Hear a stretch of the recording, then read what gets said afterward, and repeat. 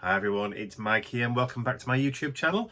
So it's time for week 27 over on the Mission Inspiration Facebook group. So let me turn over to my other camera over there and I'll show you the prompt for the week and what I'm going to do based on the prompt.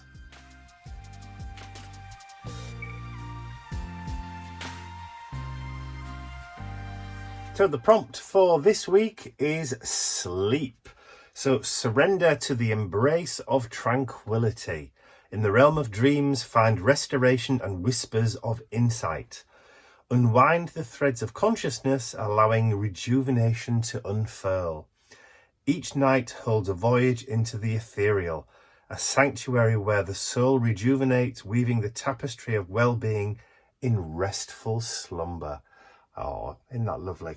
Yeah, sleep is something which I've had quite a lot of this week because being a little bit poorly, I've been resting my head as much as I possibly can. So, yeah, definite affinity for it this week. So what I'm going to do, when I was thinking about what sleep is for me, what kind of imagery and symbolism go along with sleep, for some strange reason, obviously, we associate certain colours with certain things. Now, for me, I associate sleep with kind of dark kind of blues and possibly purples. Now, purple is not my favourite colour, but I am going to be working with it today because, you know, it has its place, even though I don't particularly like it. So what I'm going to do is I'm going to put that to one side. I've got some watercolour cardstock here. Well, it's some mixed media cardstock. And I've got some stencil tape. So what I want to do is I'm going to take this down onto my work surface. Brain's not working totally perfectly just yet. Let me just zoom back out a little bit. Take this down to my work surface.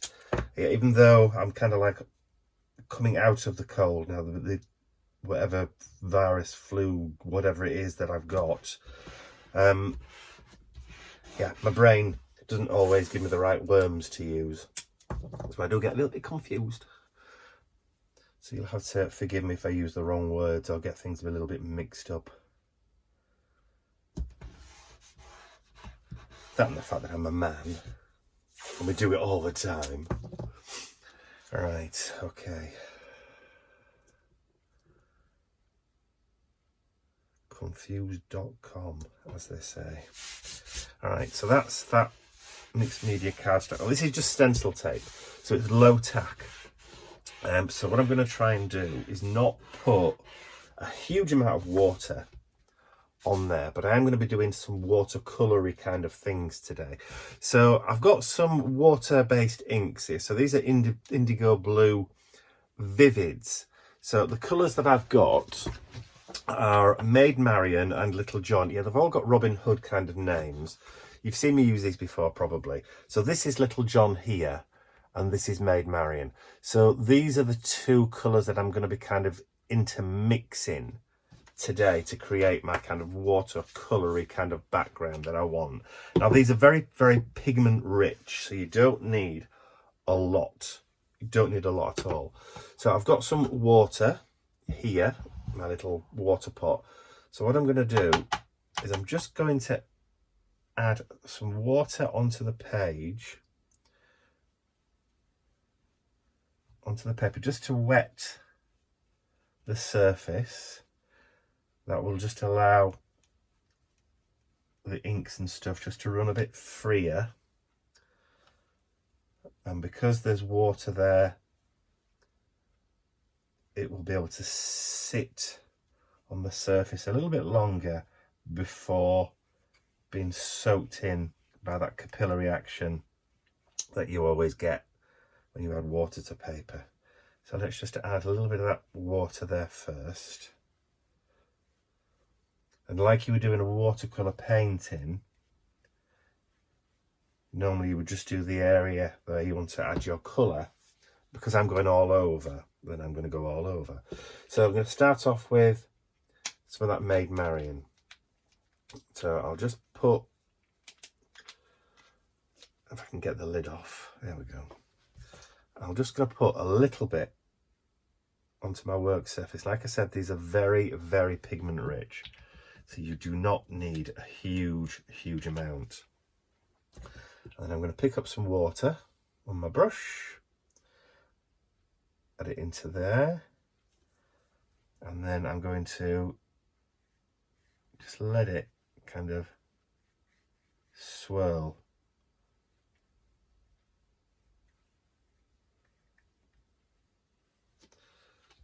Bit more.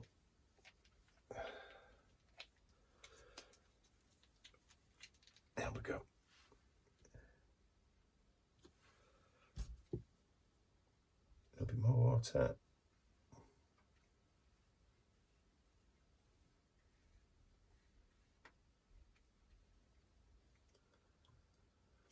And we can add a little bit more water just to get it to flow.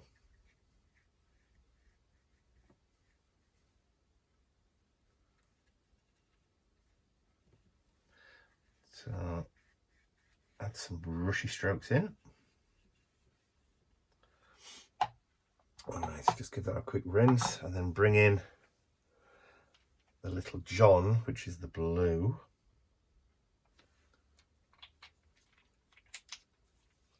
I'll grab a different brush, wet it, and then we'll start to just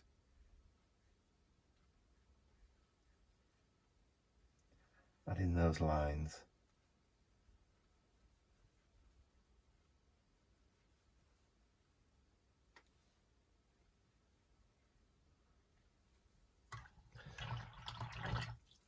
And then back in with the Maid Marian.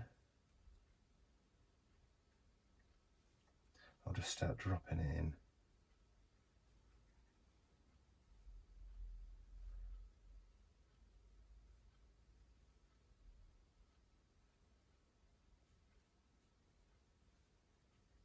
I want it just to start kind of flowing and wicking a bit. So the colours will start to mix.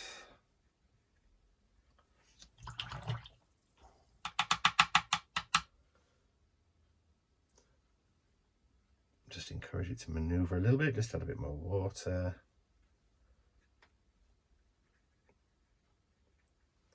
All right, so the paper's starting to buckle a little bit now. All right, so we'll give that just a first blast with the heat gun.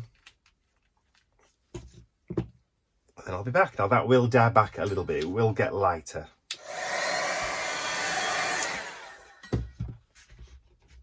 Okay, so that's pretty much dry now. So what I'm going to do is I'm going to just mix up some more of that Maid Marian.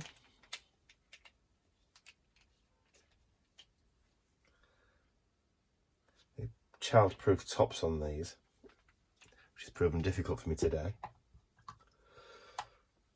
Just because.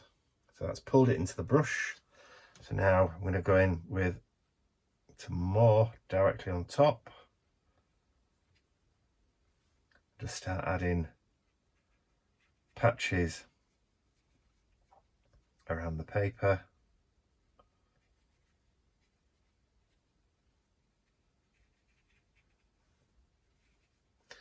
Just randomly.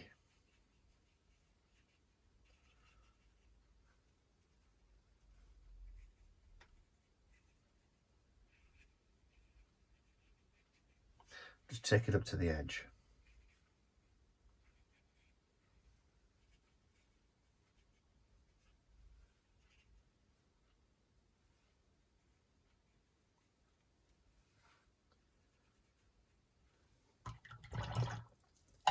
Right, let's come back in with that blue.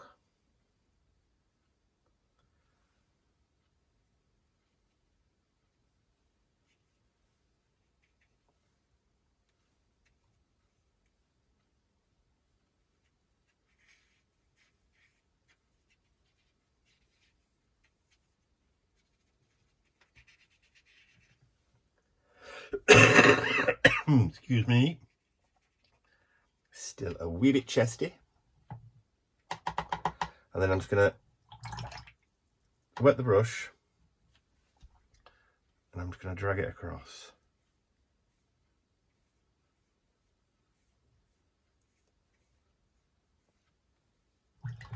Clean it.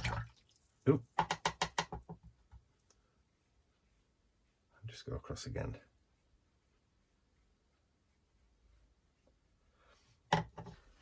Alright, grab some kitchen roll. Just clear up those remnants. And again, dry it off. Alright. Now, I've said it before, and I'll say it again. What a lot of us don't do when we get like a new medium, whether it's paint, ink, spritzers, sprays, inks or whatever, is we don't just sit down and play sometimes and see how they work and what you can do with them on the paper. We tend to like save them until we've got a project in mind, and then we'll try and use them in the project without really kind of playing around with them and just experimenting to see how they react to papers, different cardstocks, different, you know, other mediums as well. So sometimes it's good just to sit and play with no project in mind at all. Just kind of like work out how things are going to react. Alright, so I'm just spritzing some clean water, letting it drop onto that background. There we go. So I'll just leave that to sit for a minute or two so it reactivates again with the ink that's on the page. So just give it a second or so, or a full minute. You could set a timer if you want to. You could always do some tests to see how long, you know, what it looks like after 30 seconds, what it looks like after a minute, or what it looks like if you just leave it to dry on its own without lifting any of it. See what happens with that kind of effect.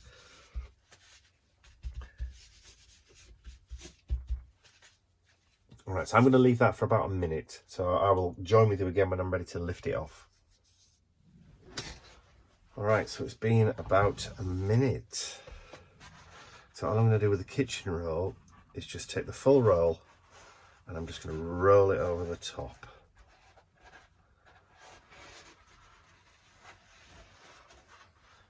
And you can see what it's pulled off from the sheet,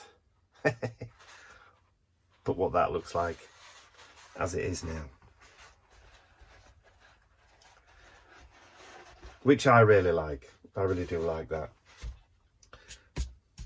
That's lovely. So what I also want to do is I want to put some darker splashes in there as well. So I'm going to use some black, if I can remember what I've done with it. There it is. So I've got some black. So now I can use, just grab an older brush, a little bit of black paint. We'll do black gesso, some water. There we go. And then we can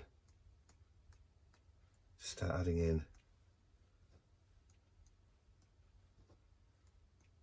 a few little splatters. Bit of chaos. Let's throw in some chaos. So I'll get that cleaned up, because I don't want to get my elbow stuck in it. All right, I'll get that dry and then I'll be back. So the black's dried. So I'm just going to bring in some white gesso now, but I'm not going to splash this time. I'm actually going to bring in a stencil. So this is the roundel stencil. And it's this kind of bubbly kind of effect that I want, that I'm going to kind of drop onto the top there like so. And I've got some white, like I said, some white gesso and a bit of a sponge. So, and I'm going to go over just lightly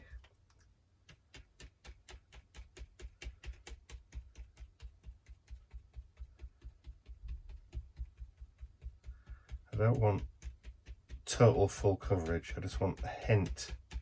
Now what will happen is the moisture in the gesso will reactivate those colours underneath again, and it will start to kind of tint them a little bit, and they'll just become a little bit lighter,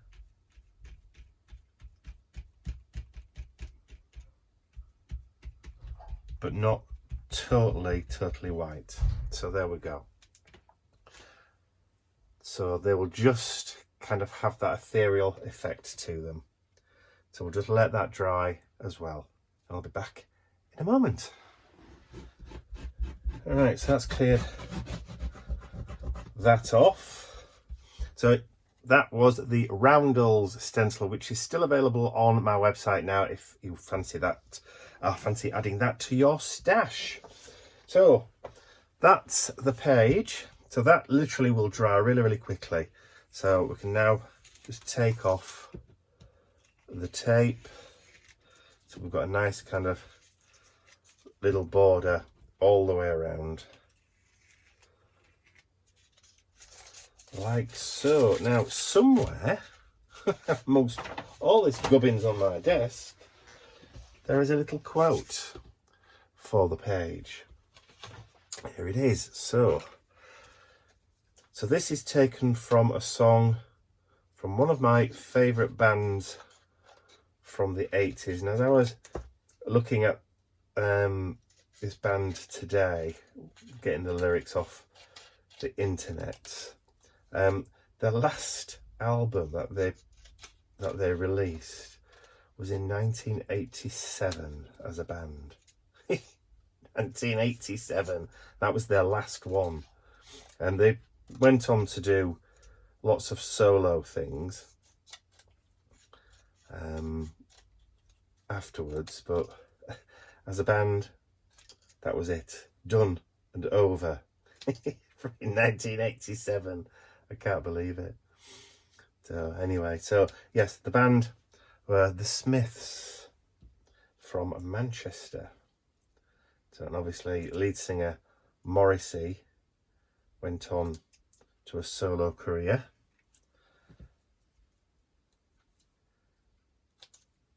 But when I was looking at the prompts for this week, this is a song that that really kind of like jumped out at me, particularly after the way I felt this week, feeling sorry for myself. Because, you know, that's what we do. So yeah, so the focal point for this particular art journal page is actually going to be the lyrics of the song. So they're going to be pride of place, if you like.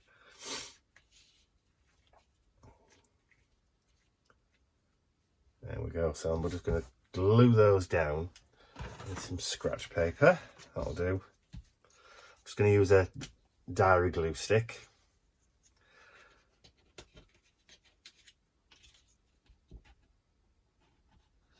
So no literal illustrative focal point this week. So no birdies, no people, no men, no women. Because we don't have to. Let your words be your focal point. I was saying to our friends at Indigo Blue the other day, it would be nice actually to have some large, chunky, like typographical rubber stamps that could be focal points. So just like chunky words and phrases, just like one or two words in a phrase that could form a focal point for an art journal page. Because it doesn't, like I said, it doesn't always have to be illustrative. You know, art journal pages aren't just about butterflies and ladies with wavy hair.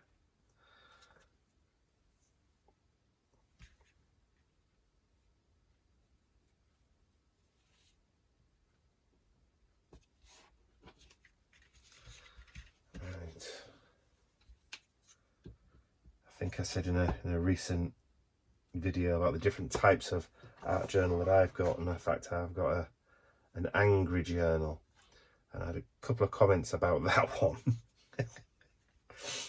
About how it was such a good idea to have somewhere where you can just vent your frustration and your anger into the pages, and then you just hide the journal again. So it's like a secret journal that nobody knows about. Which is perfect. Okay, so it's going to go on the back of that one. So we're upright, so let's turn that over. I'm going to take this down this week because the paper's a little bit buckled. I don't particularly want to add any more wet glue to the back of it, so I'm going to use double-sided tape.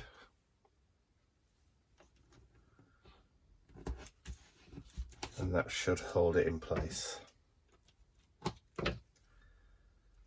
Famous last words or what?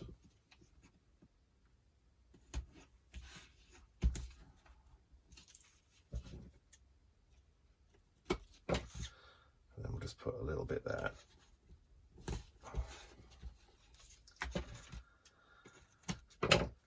And a little bit there.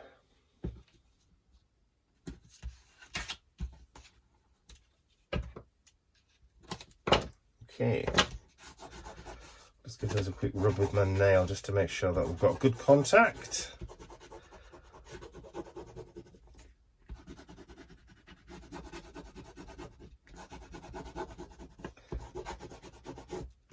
Looks like it. And then we should just be able to peel the back off with no issues.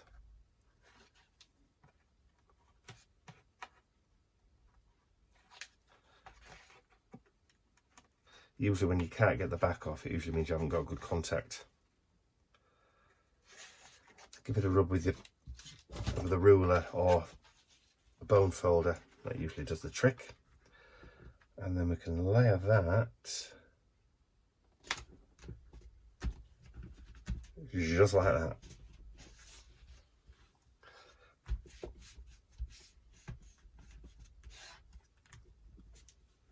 There we go. So that is my art journal page for week 27. Good grief, we're already in the latter half of the year now. So week 27, and the prompt obviously is sleep. So if you have enjoyed watching me create this art journal page today, please remember to give the video a thumbs up because it really does help me in the channel. Don't forget you can share the video with your friends, and if you haven't subscribed to my YouTube channel already, you can do so by clicking the button at the end of the video. And also on screen there is the URL for the Mission Inspiration Facebook group where we do the weekly art challenges. So there will also be a link below the video, and a link, if you don't know already, is a clickable link. There you go. That's all from me for now. I'll see you all again very, very soon. Bye for now.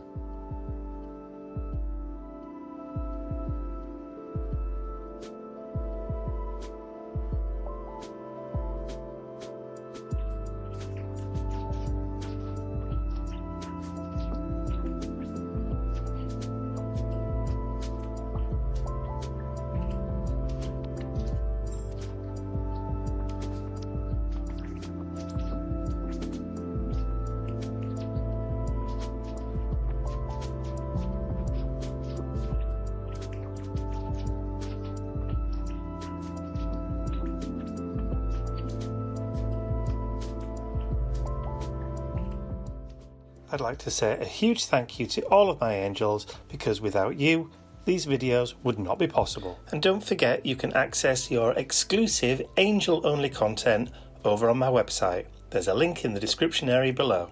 Thank you.